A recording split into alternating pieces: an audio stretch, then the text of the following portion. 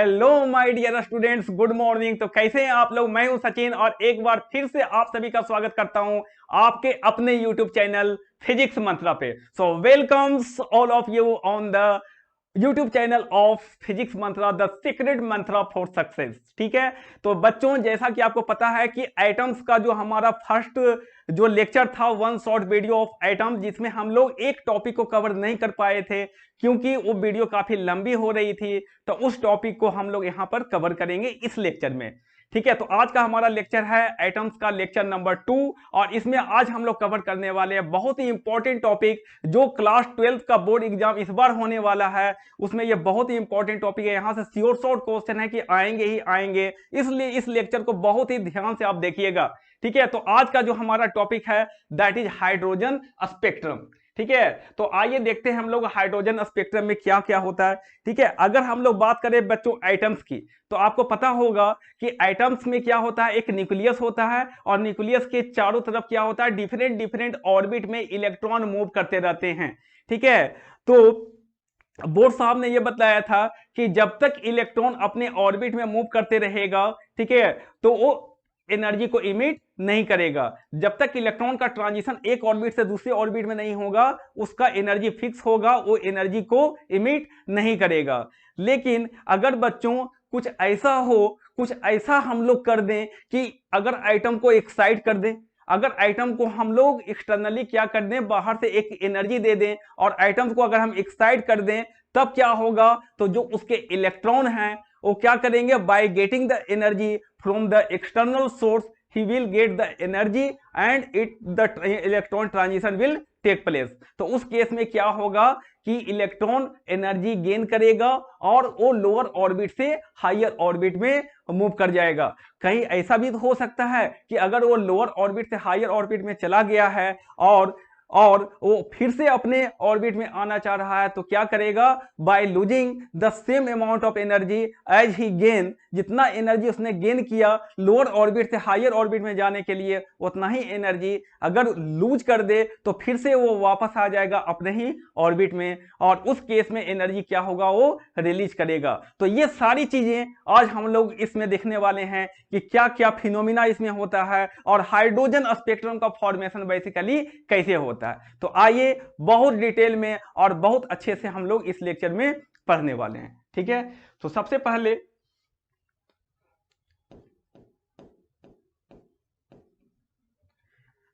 हम लोग बात करेंगे बच्चों हाइड्रोजन स्पेक्ट्रम की। तो अगर हम डेफिनेशन वाइज बात करें, तो जब इलेक्ट्रॉन हायर ऑर्बिट से लोअर ऑर्बिट में आएगा, तो वो हायर ऑर्बिट कोई भी हो सकता है, वो higher orbit, fourth orbit, fifth orbit, six orbit, कोई भी ऑर्बिट हो सकता है। तो any higher orbit to any lower orbit में जब इलेक्ट्रॉन का ट्रांजिशन होगा, तो उस केस में इलेक्ट्रॉन क्या करेगा, डिफरेंट वेवलेंथ ऑफ लाइट को इमिट करेगा। डिफरेंट वेवलेंथ ऑफ लाइट को क्या करेगा, इमिट करेगा। तो इस तरह से हमारा जो डिफरेंट वेवलेंथ ऑफ लाइट है उसके जो सीरीज बनते हैं उसको बोलते हैं हाइड्रोजन स्पेक्ट्रम। ठीक है, सो डेफिनेशन क्या है हमारा, आइए देख लेते हैं।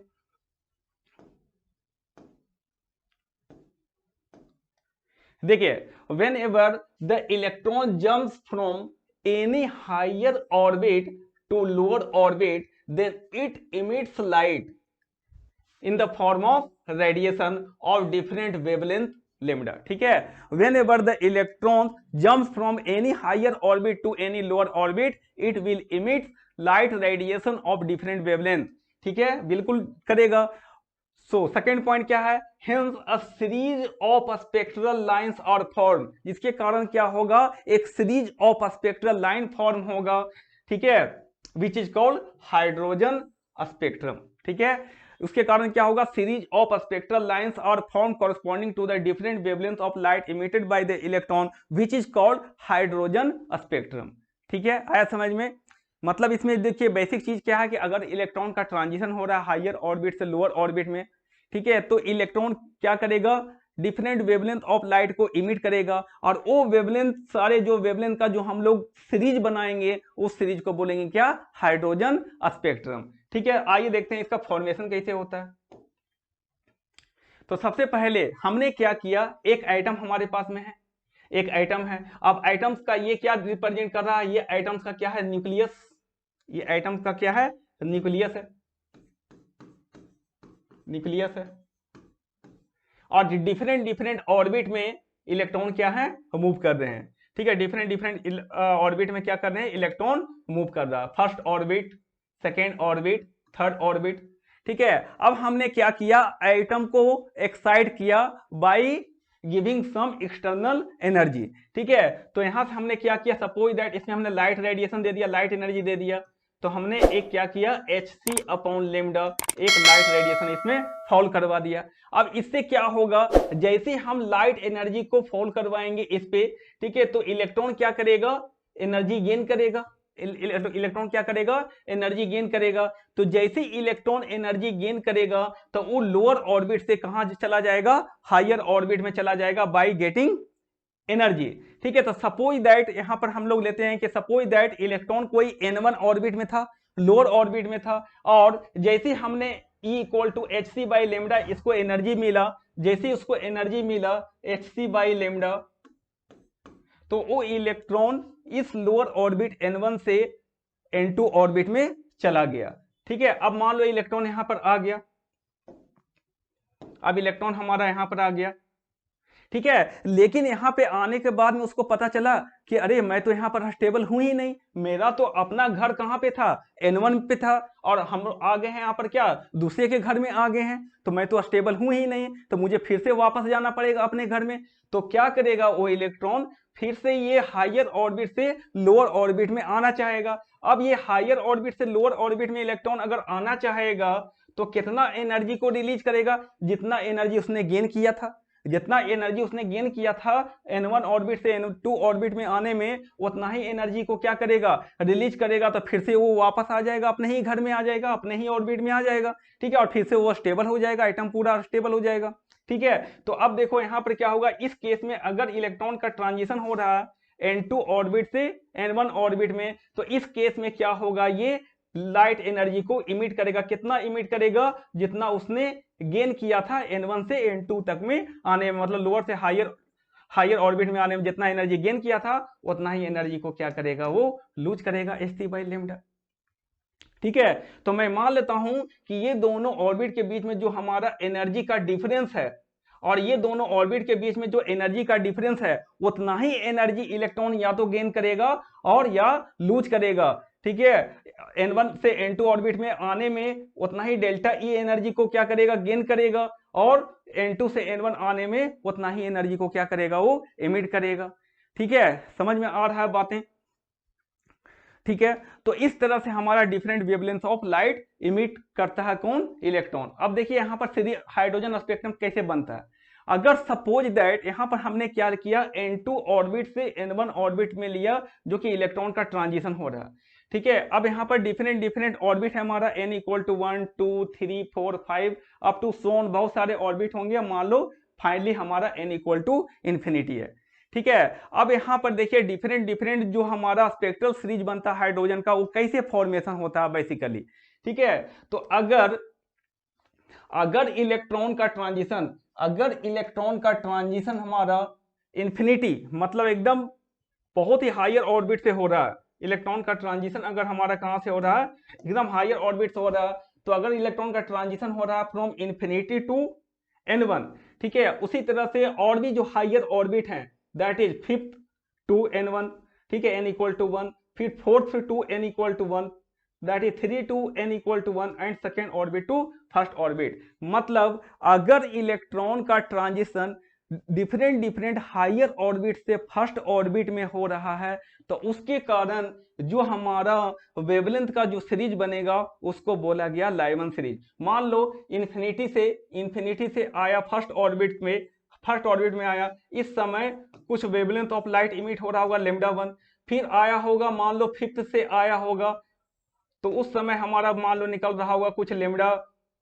इसको 5 मान लेते हैं कुछ, इसको मान लो कि यहाँ पर फोर्थ से आ रहा हमारा फर्स्ट पे, तो ये डिफरेंट वेवलेंथ का लाइट को इमिट कर रहा होगा, λ4 मान लेते हैं। उसी तरह से थर्ड से आ रहा होगा तो ये डिफरेंट वेवलेंथ का लाइट इमिट कर रहा होगा, λ3 इसको मान लेते हैं। और अगर सेकेंड से सेकेंड से फर्स्ट पे आ रहा है तो ये हमारा λ2 इमिट कर रहा होगा। तो इस तरह से हमारा डिफरेंट डिफरेंट ऑर्बिट से जो इलेक्ट्रॉन का ट्रांजिशन हो रहा है फर्स्ट ऑर्बिट पे, तो यहाँ पर क्या होगा, different different wavelength of light का एक सीरीज बनेगा और इस सीरीज को क्या बोला गया, लाइमन सीरीज। इसको क्या बोला गया, लाइमन सीरीज। और बच्चों इसमें ये पाया गया कि ये different different wavelength of light के जो यहाँ पर सीरीज बन रहे हैं वो सारे वेवलेंथ किसमें लाई करते हैं, वो सारे अल्ट्रा वायलेट रीजन में लाई करते हैं। तो जो लाइमन सीरीज बनेगा, डिफरेंट डिफरेंट वेवलेंथ का जो लाइमन सीरीज बनेगा, वो उसका जो वेवलेंथ होगा वो किस रीजन में लाई करेगा, तो लाइमन सीरीज का जो वेवलेंथ होता है वो लाई करता है अल्ट्रा वायलेट रीजन में लाई करता है। ठीक है, चलिए उसी तरह से अगर एनी हायर ऑर्बिट से इलेक्ट्रॉन का ट्रांजिशन अगर हमारा सेकेंड ऑर्बिट में होता है, अगर ये सेकेंड ऑर्बिट पे होता है, मान लो इन्फिनिटी से आया सेकेंड पे, फिफ्थ से आया सेकेंड पे, ठीक है, फोर्थ से आया सेकेंड पे से, और ये थर्ड से सेकेंड पे, तो यहाँ पर डिफरेंट वेवलेंथ का जो सीरीज बनेगा उस सीरीज को बोला गया बामन सीरीज। क्या बोला गया, उस सीरीज को बामर सीरीज बोला गया। और ये जो सीरीज का वेवलेंथ जो हमारा लाई करेगा, इसका जो इस सीरीज का जो वेवलेंथ लाई करेगा वो किस रीजन में लाई करेगा, वो विजिबल रीजन में लाई करेगा। ठीक है, और आपको पता होना चाहिए बच्चों कि जो बामन नाम का साइंटिस्ट था, तो सबसे पहला जो हाइड्रोजन स्पेक्ट्रम का जो सीरीज दिया गया था वो बामन नाम के साइंटिस्ट के द्वारा दिया गया था। तो सबसे पहला जो हमारा हाइड्रोजन स्पेक्ट्रम का जो सीरीज पता चला था वो हमारा बामन सीरीज था। ठीक है, अब समझ में आ गया। तो उसी तरह से अगर कोई हायर ऑर्बिट से थर्ड ऑर्बिट में इलेक्ट्रॉन का ट्रांजिशन हो रहा है तो वहां पर डिफरेंट डिफरेंट वेवलेंथ का जो सीरीज बनेगा उसको बोला गया क्या, पास्टन सीरीज बोला गया। तो उसी तरह से अगर हमारा हायर यानी हायर ऑर्बिट टू इलेक्ट्रॉन का ट्रांजिशन अगर फोर्थ ऑर्बिट पे होता है, हायर ऑर्बिट से सारे इलेक्ट्रॉन कहां पे आ रहे हैं, फोर्थ ऑर्बिट पे आ रहे हैं, तो यहां पर जो हमारा जो वेवलेंथ का सीरीज बनेगा उस सीरीज को बोला जाता है क्या, ब्रैकेट सीरीज। और अगर इलेक्ट्रॉन का transition any higher orbit to fifth orbit में हो रहा है तो यहां पर जो वेवलेंथ का सीरीज बनेगा उसको क्या बोला गया, फंड सीरीज बोला गया। ठीक है, तो जो लाइमन सीरीज के डिफरेंट वेवलेंथ होते हैं वो किसमें लाई करते हैं, अल्ट्रा वायलेट रीजन में। जो हमारा बामन सीरीज होता है उसके जो डिफरेंट वेवलेंथ है वो विजिबल रीजन में लाई करते हैं। और जो हमारा पास्टन, ब्रैकेट और फंड सीरीज के जो डिफरेंट डिफरेंट वेवलेंथ का जो सीरीज है, ठीक है, वो लाई करता है इंफ्रारेड रीजन में लाई करता है। ठीक है, आई थिंक आपको क्लियर हो गया होगा। आपको यही ध्यान रखना है कि अगर हायर ऑर्बिट से फर्स्ट पे आएगा, ठीक है, तो वहां से different different wavelength of light जो निकलेगी उसका जो सीरीज बनेगा वो लाइमन सीरीज होगा। ठीक है, अगर हायर ऑर्बिट से सेकंड पे आ रहा है तो वहां पर different different wavelength of light का जो सीरीज बनेगा वो बामन सीरीज होगा। उसी तरह से अगर हायर टू थर्ड ऑर्बिट पे आ रहा है तो वहां पर डिफरेंट डिफरेंट वेवलेंथ का जो सीरीज बनेगा वो पास्टन सीरीज होगा। उसी तरह से डिफरेंट डिफरेंट हायर ऑर्बिट से फोर्थ पे आ रहा है तो ब्रैकेट सीरीज बनेगा। और हायर से फिफ्थ ऑर्बिट पे आ रहा है, इलेक्ट्रॉन का ट्रांजिशन हो रहा है, तो वहां पर क्या बनेगा, वहां पर हमारा फंड सीरीज बनेगा। ठीक है, एक और भी सीरीज था हैम्फ्री सीरीज, जो यहाँ पर सिलेबस में पढ़ना नहीं है। ठीक है, वो corresponding to n equal to 6 होता है। अगर higher orbit, any higher orbit से 6 ऑर्बिट पे अगर इलेक्ट्रॉन का ट्रांजिशन होता है तो वहां पर जो वेवलेंथ का डिफरेंट डिफरेंट वेवलेंथ का जो सीरीज बनेगा उसको क्या बोलते हैं हम लोग, हैम्फ्री सीरीज बोलते हैं। क्लियर है। ठीक है, तो यहाँ पर आपको 5 सीरीज को हम लोग यहाँ पर डिफाइन किए हुए हैं, लाइमन, बामर, पास्टन, ब्रैकेट और फंड। ठीक है, अब चलिए अब देखते हैं इसमें कि कितना एनर्जी वो रिलीज करेगा, कितना एनर्जी रिलीज करेगा। तो यहां पर जो एनर्जी वो रिलीज करेगा इलेक्ट्रॉन, डेल्टा ई। आपको पता होगा कि लोअर ऑर्बिट में इलेक्ट्रॉन का एनर्जी क्या होगा, कम होगा। हायर ऑर्बिट में जैसे जैसे जाएगा तो इलेक्ट्रॉन क्या करेगा, एनर्जी गेन करेगा और एनर्जी बढ़ते चला जाएगा। मतलब आपको ये कॉन्सेप्ट याद होना चाहिए कि अगर इलेक्ट्रॉन का ट्रांजिशन लोअर ऑर्बिट से हायर ऑर्बिट में हो रहा है तो इलेक्ट्रॉन क्या करेगा, गेन करेगा एनर्जी, ऑब्वियस सी बात है। ठीक है, कि आपको अगर मान लो सपोज दैट मैकेनिकल इक्विवेलेंट, इसका हम एनालॉजी देखें, अगर आपको पानी अगर चढ़ाना है, अगर क्या ग्राउंड से छत पे चढ़ाना है तो आपको क्या करना पड़ेगा, मोटर स्टार्ट करना पड़ेगा। तो वहां पर आपको क्या करना पड़ेगा, आपको एनर्जी देना पड़ेगा, एक मैकेनिकल एनर्जी देना पड़ेगा मोटर के द्वारा, जिससे क्या होगा, वो पानी एक फ्लोर से दूसरे फ्लोर में चढ़ेगा। ठीक है, तो उसी तरह से यहां पर भी है, अगर इलेक्ट्रॉन का transition lower orbit to higher orbit में हो रहा है तो इलेक्ट्रॉन को क्या चाहिए, एनर्जी चाहिए। ठीक है, और अगर इलेक्ट्रॉन का transition higher to lower orbit में हो रहा है तो इलेक्ट्रॉन क्या करेगा, उतना ही एनर्जी रिलीज करेगा। तो सपोज दैट मैं मान लेता हूं, ठीक है, कि इलेक्ट्रॉन का ट्रांजिशन हो रहा है, इलेक्ट्रॉन का ट्रांजिशन हो रहा any higher orbit N2 to lower orbit N1 में ट्रांजिशन हो रहा। तो इस केस में इलेक्ट्रॉन क्या करेगा, इस केस में इलेक्ट्रॉन क्या करेगा, एनर्जी रिलीज करेगा। कितना एनर्जी रिलीज करेगा, जो ये दोनों के एनर्जी का डिफरेंस होगा En2 और यहां पर हमारा क्या हो गया, दैट इज En1। तो ये दोनों के एनर्जी का जो डिफरेंस होगा बच्चों, डेल्टा E इक्वल टू क्या हो जाएगा, En2 माइनस En1, ठीक है। और इतना ही एनर्जी क्या करेगा, ये रिलीज करेगा। ये किस फॉर्म में एनर्जी को रिलीज करेगा, तो लाइट रेडिएशन के फॉर्म में, उसी फॉर्म में उसने गेन किया था और उसी फॉर्म में एनर्जी को रिलीज करेगा। तो जिस फॉर्म में एनर्जी को रिलीज करेगा ये हमारा होगा that is E equal to क्या हो जाएगा, that is Hc upon lambda.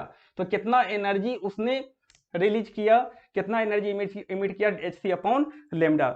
Clear है बात। तो अब देखो यहां पर आपको पता है कि energy of electron in any particular nth orbit में उसका एनर्जी कितना होता है। तो उसका एक्सप्रेशन मैंने बताया था प्रीवियस लेक्चर में कि En जो होता है ये होता है -2π² me4k² अपॉन n²h²।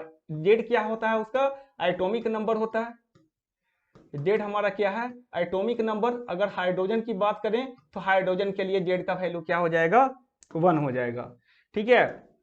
और क्या रिप्रेजेंट कर रहा है यहाँ पर, अगर हम लोग देखें E क्या है, हमारा इलेक्ट्रॉनिक चार्ज है, that is 1.602 into 10 to the power of -19 coulomb, ठीक है। M क्या है, मास ऑफ इलेक्ट्रॉन है, M क्या है, मास ऑफ इलेक्ट्रॉन है, ठीक है। N क्या है हमारा ऑर्बिट नंबर, H क्या है हमारा प्लैंक्स कांस्टेंट, H क्या होता है हमारा प्लैंक्स कांस्टेंट होता है, प्लैंक्स कांस्टेंट होता है। और इस प्लैंक्स कांस्टेंट का वैल्यू कितना होता है, 6.626 into 10 to the power of -34 joule second, इतना होता है, ठीक है। तो जब यहां पर, तो उसी तरह से अगर हम लोग बात करें, जब ये सारे कांस्टेंट का वैल्यू आप रख दोगे, जब सारे कांस्टेंट, के क्या रिप्रेजेंट करता है, कूलम्ब कांस्टेंट को रिप्रेजेंट करता है, that is 9 into 10 to the power of 9 को रिप्रेजेंट कर रहा है, ठीक है। ये कूलम्ब कांस्टेंट है। तो यहां पर हमारा जो सारे कांस्टेंट का जब वैल्यू आप रख दोगे तो उसका वैल्यू आता है -13.6। और बाकी जो वेरिएबल होगा यहाँ पर क्या होगा, एटॉमिक नंबर डिफरेंट एलिमेंट का अलग होगा और यहाँ पर ऑर्बिट अलग होगा, ठीक है। तो यहाँ पर Z²/n² क्या हो जाएगा, यहाँ से ये वेरिएबल है, बाकी सारे टर्म क्या हो जाएंगे, कांस्टेंट हो जाएंगे। तो यहाँ पर जो nth ऑर्बिट में इलेक्ट्रॉन का जो एनर्जी होगा -13.6 इंटू Z²/n², और ये बेसिकली इलेक्ट्रॉन वोल्ट में आता है। किस में आता है बच्चों, इलेक्ट्रॉन वोल्ट में आता है। तो अब बताइए कि अगर N1 ऑर्बिट हो, अगर N इक्वल टू क्या हो जाए, N1 हो जाए, तो इस N1 ऑर्बिट में कितना एनर्जी होगा, ठीक है। इस N1 ऑर्बिट में कितना एनर्जी होगा, ये तो सारा हमारा हाइड्रोजन के लिए हम लोग कैलकुलेट कर रहे थे, जेड का वैल्यू हमने 1 ले लिया। तो ये सारे पूरे कांस्टेंट का वैल्यू हम निकाल चुके हैं। कितना निकाल चुके हैं, ये सारे कांस्टेंट का वैल्यू निकाल चुके हैं 13.6, और इनटू कितना हो जाएगा 1/n1², और ये बेसिकली निगेटिव होगा, ठीक है। तो negative energy of the electron क्या रिप्रेजेंट करता है, कि क्योंकि किसी भी इलेक्ट्रॉन का एनर्जी किसी पार्टिकुलर ऑर्बिट में अगर टोटल एनर्जी की बात करें तो वो निगेटिव होता है। क्यों, क्योंकि ये रिप्रेजेंट कर रहा है कि the electron is bound to revolve around the nucleus. वो क्या है, बाउंड है, ताकि वो रिवॉल्व करेगा उस ऑर्बिट में, इसलिए टोटल एनर्जी इलेक्ट्रॉन का क्या होगा, निगेटिव होगा। सो N1 ऑर्बिट में इलेक्ट्रॉन का एनर्जी -13.6 अपॉन n1²। उसी तरह से N2 ऑर्बिट में जो हमारा इलेक्ट्रॉन का एनर्जी होगा -13.6 इंटू 1/n2² इंटू 1 क्या हो जाएगा हमारा n2² हो जाएगा।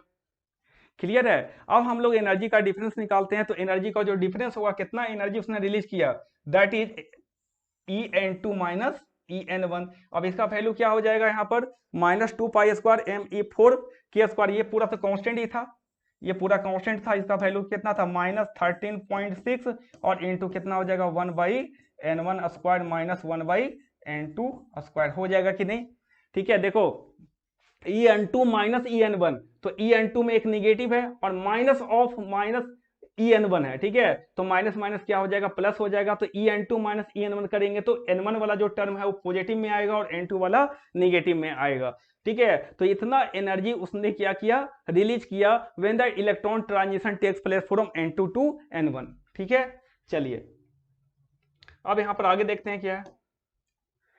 तो अब देखिए यहां पर डेल्टा ई इक्वल टू क्या है, H C upon lambda equal to, ये सारे वैल्यू हमने कांस्टेंट का वैल्यू। अब देखो यहां पर ये आपका आ गया। अब मैं क्या लिख सकता हूं बताओ, यहां पर अगर मैं 1 बाई लेमडा का वैल्यू कैलकुलेट करूं, अगर 1 बाई लेमडा का, तो ये टर्म हमारा जो है सी एच, ये कहां चला जाएगा, यहाँ चला जाएगा। तो 1 बाई लेमडा का वैल्यू कितना आ जाएगा, और 1 बाई लेमडा को हम लोग न्यू बार से रिप्रेजेंट करते हैं, और ये रिप्रेजेंट करता है किसको, वेव नंबर को। किसको रिप्रेजेंट कर रहा है, वेव नंबर को रिप्रेजेंट कर रहा है, ठीक है। तो 1 by lambda equal to nu bar equal to, और यहाँ पर ये जो कांस्टेंट आ जाएगा देखो एच सी यहाँ पे आ जाएगा, तो 1 बाई लेमडा इक्वल टू क्या होगा, 2 पाई स्क्वायर के स्क्वायर एम ई 4, जेड का वैल्यू हम लोग 1 ले चुके हैं हाइड्रोजन एटम के लिए, ठीक है। के का वैल्यू क्या ले चुके हैं, 1 ले चुके हैं हाइड्रोजन एटम के लिए, ठीक है। तो यहां पर कितना हो जाएगा, 2 पाई स्क्वायर के square M E 4 upon C H Q, और इस पूरे कांस्टेंट टर्म को बोला गया क्या, रेडबर्ग कांस्टेंट। इसको क्या बोला गया,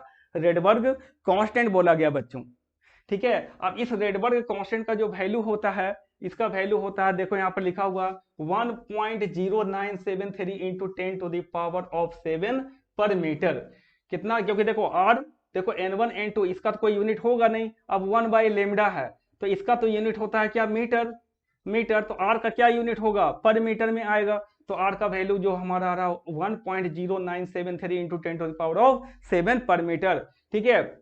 अगर मान लो सपोज दैट ये आपको याद ना रहे, तो आपको इसको याद रखना, 1 बाई लेमडा का वैल्यू जो होता है लगभग 912 एंगस्ट्रॉम के आसपास में होता है, और 1 एंगस्ट्रॉम कितना होता है बच्चों, 1 एंगस्ट्रॉम इक्वल टू होता है क्या, 10 to the power of -10 metre होता है हमारा, 10 to the power of -10 metre होता है हमारा।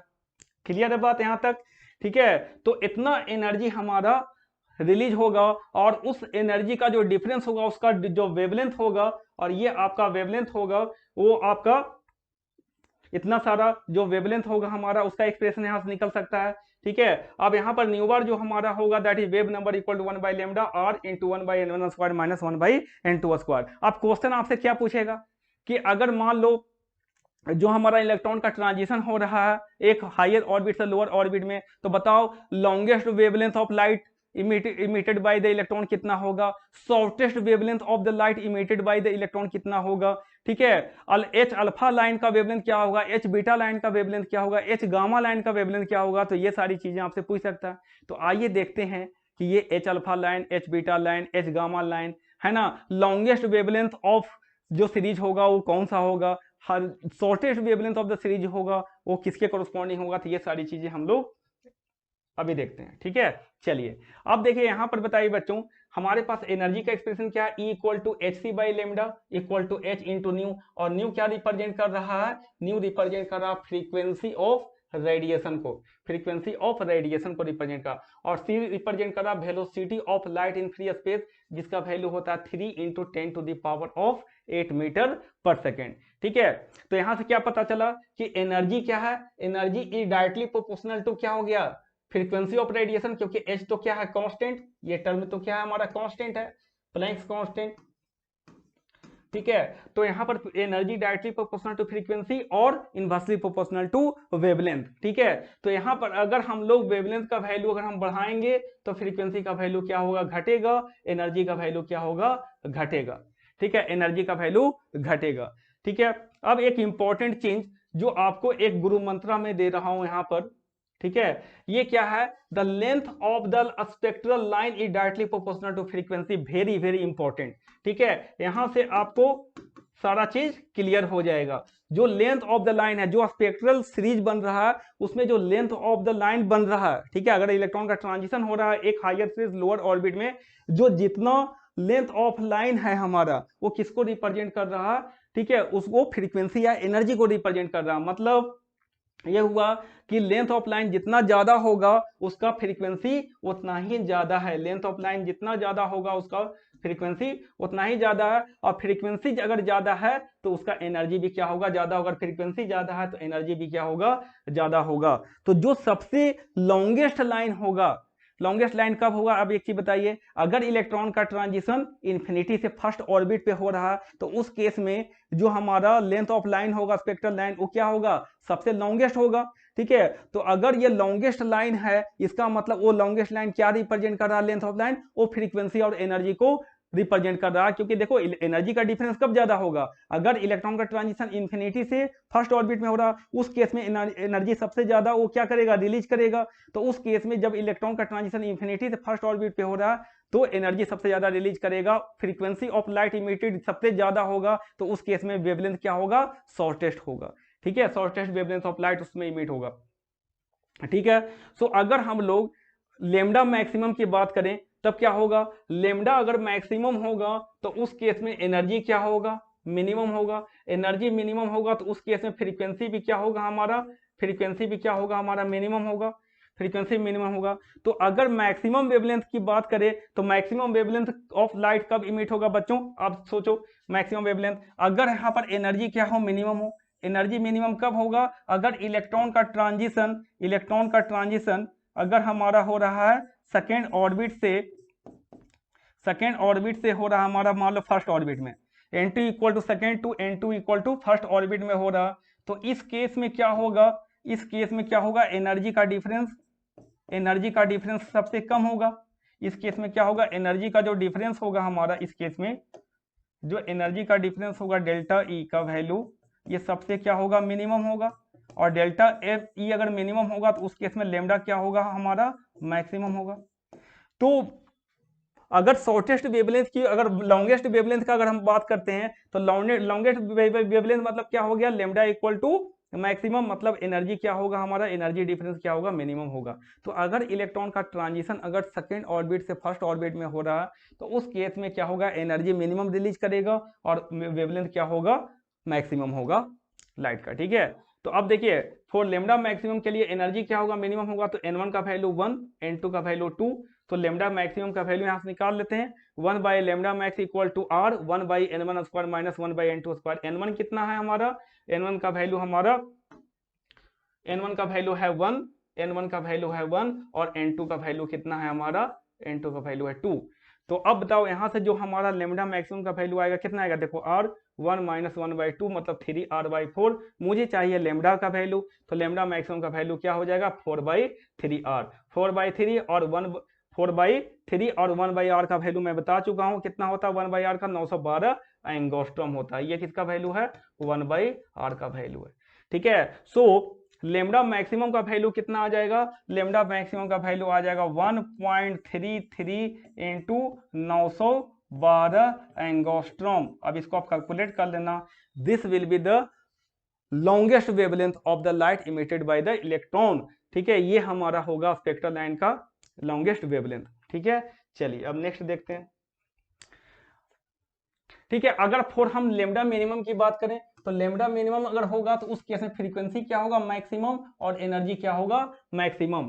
तो अब बताइए कि लेमडा का वैल्यू कब मैक्सिमम होगा, मिनिमम की बात करता है यहाँ पर। अगर लेमडा का वैल्यू मिनिमम की बात करें तो n2 का वैल्यू क्या हो जाएगा, इन्फिनिटी, मतलब इलेक्ट्रॉन का ट्रांजिशन जो हो रहा है वो कहां से हो रहा है, इन्फिनिटी से फर्स्ट ऑर्बिट में हो रहा है। इन्फिनिटी से क्या हो रहा है, किसमें, फर्स्ट ऑर्बिट में हो रहा है इलेक्ट्रॉन का ट्रांजिशन। तो उस केस में क्या होगा, एनर्जी का डिफरेंस सबसे ज्यादा होगा।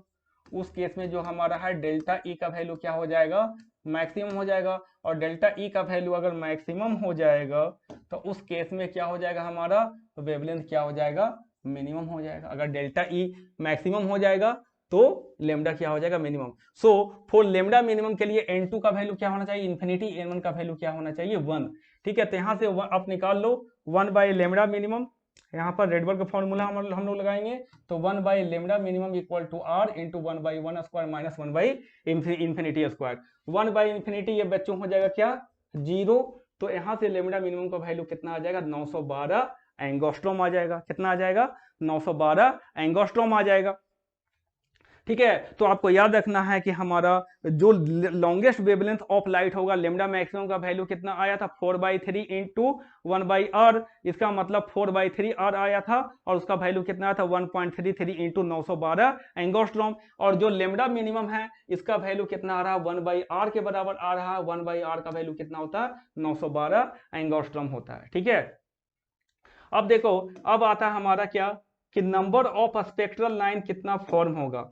ठीक है, how many numbers of spectral lines are form, मतलब अगर इलेक्ट्रॉन का ट्रांजिशन एनी हायर ऑर्बिट से एनी लोअर ऑर्बिट में हो रहा है, n2 टू n1 में ट्रांजिशन हो रहा है, तो उस केस में नंबर ऑफ स्पेक्ट्रल लाइंस कितने फॉर्म होंगे। तो उसका फॉर्मूला जो यहाँ पर है, अगर इलेक्ट्रॉन का ट्रांजिशन, पहला केस, अगर इलेक्ट्रॉन का ट्रांजिशन हो रहा from any higher orbit n2 to any lower orbit n1, तो इस केस में नंबर ऑफ स्पेक्ट्रल लाइन जो फॉर्म होगा, कैपिटल N क्या रिप्रेजेंट कर रहा है, number of spectral lines form. तो नंबर ऑफ स्पेक्ट्रल लाइन होगा n2 minus n1 into n2 minus n1 plus 1 और डिवाइडेड बाई 2। इस फॉर्मूले से नंबर ऑफ स्पेक्ट्रल लाइंस निकल जाएगा। ठीक है। अच्छा, अब इसका स्पेशल केस, अगर इलेक्ट्रॉन का ट्रांजिशन अगर एनी हायर ऑर्बिट से फर्स्ट ऑर्बिट में हो रहा है, मतलब इस केस में क्या होगा हमारा कि आपका n2 इक्वल टू n मान लेते हैं और n1 equal to first orbit में ट्रांजिशन हो रहा है, तो इस दोनों का वैल्यू आप इसमें पुट कर दीजिए, n2 इक्वल टू n और n1 इक्वल टू 1, तो ये हो जाएगा n माइनस 1, ये होगा n minus 1 plus 1 minus 1 cancel, तो वहां से जो हमारा फॉर्मूला आ जाएगा, ठीक है, number of spectral line form equal to n into n minus 1 और डिवाइडेड बाई 2। ठीक है, तो दो फॉर्मूला हमारा आ गया। अगर इलेक्ट्रॉन का transition any higher orbit n2 to any lower orbit n1 पे हो रहा, तो जनरल फॉर्मूला क्या है, n2 minus n1 into n2 minus n1 plus 1 divided by 2। अगर इलेक्ट्रॉन का transition any higher orbit n to lower orbit first orbit पे हो रहा है, ठीक है, तो फर्स्ट ऑर्बिट पे हो रहा है, तो उस केस में नंबर ऑफ स्पेक्ट्रल लाइन कितना बनेगा, n इंटू n माइनस 1 और डिवाइडेड बाई 2। ठीक है, चलिए अब नेक्स्ट देखते हैं। अब यहाँ पर यह एक बहुत इंपॉर्टेंट है, ये आपका टेबल बना हुआ है यहाँ पर। ठीक है, इसमें आपको बताऊंगा कि किस तरह से चीजों को क्या करना है, याद रखना है। ठीक है, अब देखिए यहाँ पर जो पहला जो ब्लॉक है हमारा फर्स्ट कॉलम में, क्या हमारा स्पेक्ट्रल सीरीज है ना, ये स्पेक्ट्रल सीरीज को रिप्रेजेंट कर रहा है, स्पेक्ट्रल सीरीज को रिप्रेजेंट कर रहा है। तो हमारा देखो सबसे पहला जो स्पेक्ट्रल सीरीज बनता है हमारा कौन सा है, हमारा दैट इज लाइमन सीरीज। अब देखिए लाइमन सीरीज में क्या है बच्चों, लाइमन सीरीज में n2 वैल्यू होता है। लाइमन सीरीज कब बनता है, जब इलेक्ट्रॉन का ट्रांजिशन हायर ऑर्बिट से फर्स्ट ऑर्बिट पे हो रहा है, any higher orbit to first orbit पे हो रहा है। ठीक है, तो इस केस में क्या होगा, n2 वैल्यू क्या होगा 2 3 4 and so on, n1 value का क्या होगा 1, कहां पे ट्रांजिशन हो रहा है, फर्स्ट ऑर्बिट पे ट्रांजिशन हो रहा है इलेक्ट्रॉन का, तो n1 का वैल्यू 1 हो जाएगा। अब देखिए अगर हम फॉर मैक्सिमम वेवलेंथ की बात करें, तो maximum wavelength for Lyman series की बात करें, मतलब क्या होगा, मिनिमम एनर्जी डिफरेंस, जब इलेक्ट्रॉन का ट्रांजिशन n2 इक्वल टू 2 से n1 इक्वल टू 1 पे हो रहा है, मतलब जब इलेक्ट्रॉन का ट्रांजिशन सेकेंड ऑर्बिट से फर्स्ट ऑर्बिट पे हो रहा, उस केस में एनर्जी का डिफरेंस मिनिमम होगा, तो लेमडा का वैल्यू क्या होगा, मैक्सिमम होगा। तो उस केस में देखो फॉर लेमडा मैक्सिमम के लिए हम लोग बोल सकते हैं, जो इलेक्ट्रॉन का ट्रांजिशन होगा n+1 से n पे होता है इन जनरल। अगर हम लोग लाइमन सीरीज के लिए बात करें तो n2 का वैल्यू क्या होगा 1 और n1 का वैल्यू कितना होगा 1 हो जाएगा।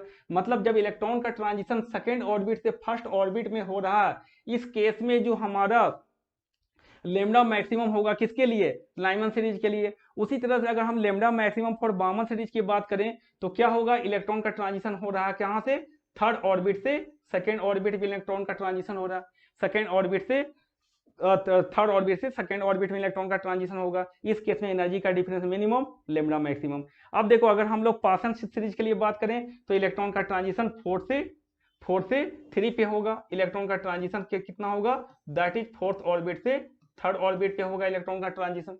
ठीक है, तो इस केस में लेमडा मैक्सिमम होगा। अगर हम ब्रैकेट सीरीज के लिए लेमडा मैक्सिमम की बात करें तो n2 इक्वल टू 5 और n1 इक्वल टू 4 हो जाएगा। उसी तरह से अगर फंड सीरीज के लिए हम लोग बात करें तो n2 का value 6 to n1 equal to 5। ठीक है, तो ये आपका होगा कॉरस्पॉन्डिंग लेमडा मैक्सिमम वैल्यू। तो किसी भी सीरीज के कॉरस्पॉन्डिंग लेमडा मैक्सिमम अगर आपको निकालना है तो उस सीरीज के लिए n1 का वैल्यू फिक्स कर लो, लाइमन सीरीज के लिए n1 1, ठीक है, बामर के लिए n1 2, लाइमन बामर पासन के लिए n1 का वैल्यू 3, ठीक है, ब्रैकेट के लिए n1 का वैल्यू 4 और फंड के लिए n1 का वैल्यू 5, ये तो फिक्स हो गया। अब बोल रहा है कि मैक्सिमम वेवलेंथ मतलब इलेक्ट्रॉन का ट्रांजिशन जस्ट उसके एक हायर वाले से होगा। तो लाइमन सीरीज के लिए बात किया तो N2 का वैल्यू 2 हो जाएगा। बामर के लिए बात किया तो N2 का वैल्यू क्या हो जाएगा हमारा 3 हो जाएगा। इस तरह से हमारा लॉन्गेस्ट वेवलेंथ निकल जाएगा। ठीक है, अब लेमडा मिनिमम की बात करें, लेमडा मिनिमम कब होता है? जब लेंथ ऑफ लाइन मैक्सिमम होता है, एनर्जी मैक्सिमम होता है, फ्रीक्वेंसी मैक्सिमम होता है, जब इलेक्ट्रॉन का ट्रांजिशन इन्फिनिटी से nth ऑर्बिट में हो रहा है। ठीक है, अगर हम बोले कि lambda minimum for Lyman series के लिए बताइए तो N2 का वैल्यू क्या होगा इन्फिनिटी और N1 का वैल्यू क्या होगा 1। ठीक है, मतलब इलेक्ट्रॉन का ट्रांजिशन इन्फिनिटी से any higher orbit infinity to N1 equal to 1 पे हो रहा है। ठीक है, अगर बामन सीरीज के लिए बात करें तो वो इन्फिनिटी से इलेक्ट्रॉन का ट्रांजिशन सेकेंड पे हो रहा है। फिर पार्सन सीरीज के लिए बात करें तो इन्फिनिटी से इलेक्ट्रॉन का ट्रांजिशन कहाँ पे हो रहा है? दैट इज 3 पे हो रहा है। ठीक है, उसी तरह से अगर हम लोग उसके लिए बात करें दैट इज ब्रैकेट सीरीज के लिए तो उस केस में लेमडा मिनिमम कब होगा? अगर वो इन्फिनिटी से कहाँ पे आ रहा है हमारा? इन्फिनिटी से फोर्थ पे आ रहा है। ठीक है, और फंड सीरीज के लिए अगर हम लोग लेमडा मिनिमम की बात करें तो वो इन्फिनिटी से फिफ्थ ऑर्बिट पे आ रहा है। इलेक्ट्रॉन का ट्रांजिशन इन्फिनिटी से फिफ्थ पे हो रहा है। ठीक है, अब यहाँ पर देखिए एक चीज, यहाँ पर अगर हम lambda maximum by lambda minimum का वैल्यू निकालें तो यहाँ पर आपको ये फॉर्मूला लगा देना है N2 upon N2 square upon N2 square minus N1 square. और ये जो N2 और N1 किसका लोगे? अब लेमडा मैक्सिमम के कॉरस्पॉन्डिंग देखो N2 का वैल्यू 2 है, N1 का वैल्यू 1 है फॉर लाइमन सीरीज के लिए। तो कॉरस्पॉन्डिंग सीरीज के लिए N2 और N1 का वैल्यू आप ले लो और इस फॉर्मूले में पुट कर दो तो lambda maximum upon lambda minimum का वैल्यू निकल जाएगा। क्या हो जाएगा? Formula N2 square divide by N2 square minus N1 square. अगर आपको lambda max by lambda minimum का वैल्यू निकालना फॉर लाइमन सीरीज के लिए तो उस केस में N1 का वैल्यू कितना लोगे?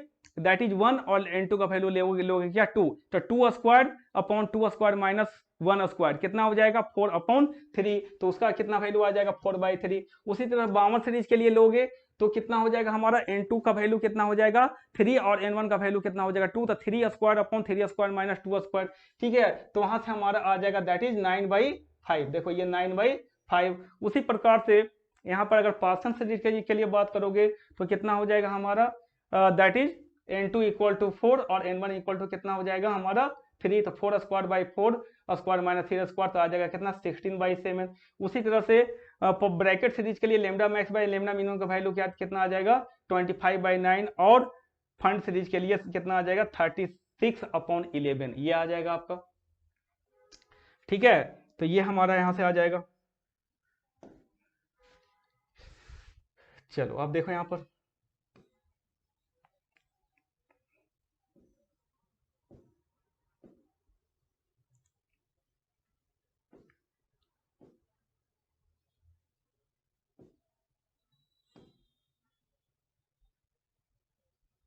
तो इस तरह से corresponding lambda maximum upon lambda minimum का वैल्यू पता चल जाएगा। तो Lyman series, Balmer series, Paschen series, Brackett series और फंड सीरीज, ठीक है, तीनों के लिए N1 वैल्यू N2 वैल्यू, ठीक है, आपको पता होना चाहिए कि मैक्सिमम वेवलेंथ के लिए N1 N2 का वैल्यू क्या है, मिनिमम वेवलेंथ के लिए N1 और N2 का वैल्यू क्या है। फिर lambda max upon lambda minimum का वैल्यू जब हम निकालेंगे तो उसमें हम फॉर्मूला लगा देंगे N2 square upon N2 square minus N1 square. ठीक है, चलिए अब नेक्स्ट हम लोग देखते हैं। ठीक है, concept of H alpha, H beta और H gamma line. Concept of H alpha, H beta और H गामा लाइन। ठीक है, ये क्या होता है H अल्फा लाइन। ठीक है, अगर इलेक्ट्रॉन का ट्रांजिशन, देखिए ये तीनों कॉन्सेप्ट में बता देता हूं। अगर इलेक्ट्रॉन का transition n+1th orbit to nth orbit में हो रहा, मतलब डिफरेंस कितना है ऑर्बिट का 1। ठीक है, n+1th से nth पे हो रहा, तो इस केस में इलेक्ट्रॉन जो जिस वेवलेंथ का लाइट को इमिट करेगा उसको बोलेंगे wavelength of H alpha line. उसको क्या बोलेंगे? Wavelength of H alpha line. अगर इलेक्ट्रॉन का ट्रांजिशन हो रहा है n+1th से nth में तो उस केस में जो इलेक्ट्रॉन जिस वेवलेंथ के लाइट को इमिट करेगा उसको बोलेंगे wavelength of H alpha line. ठीक है, उसी तरह से अगर यहां पर फॉर एग्जांपल ले लो, अगर H alpha line for Lyman series निकालना है, H alpha line for Lyman series का वेवलेंथ निकालना है, तो उस केस में क्या होगा? N1 का वैल्यू क्या लोगे 1, N2 का वैल्यू क्या लेंगे हमारा जस्ट इससे एक ज्यादा। ठीक है, मतलब N2 का वैल्यू कितना होगा 2। ठीक है, मतलब सेकेंड ऑर्बिट से फर्स्ट ऑर्बिट में अगर इलेक्ट्रॉन का ट्रांजिशन हो रहा है तो उस केस में इलेक्ट्रॉन जिस वेवलेंथ के लाइट को इमिट करेगा उसको क्या बोलेंगे, H wavelength of H alpha line for Lyman series. ठीक है, अगर H alpha line for Balmer series के लिए निकालना है तो उस केस में क्या करेंगे, n1 का वैल्यू 2, n2 का वैल्यू क्या लेंगे 3, क्योंकि बामन के लिए क्या हो जाएगा, n1 वैल्यू फिक्स है 2, भाई किसी भी सीरीज के कॉरस्पॉन्डिंग n1 वैल्यू तो फिक्स है, लाइमन के लिए 1, बामन के लिए 2, पास्टन के लिए 3, ब्रैकेट के लिए 4 और हैम्परी के लिए जो फंड के लिए 5 और हैम्परी के लिए 6। तो n1 वैल्यू तो किसी भी सीरीज के कॉरस्पॉन्डिंग फिक्स है। अब n2 वैल्यू चेंज होगा, लेमडा मैक्स के लिए कुछ अलग होगा, लेमडा मिनिमम के लिए कुछ अलग होगा, है कि नहीं है, लेकिन n1 वैल्यू क्या है, सबके लिए फिक्स है।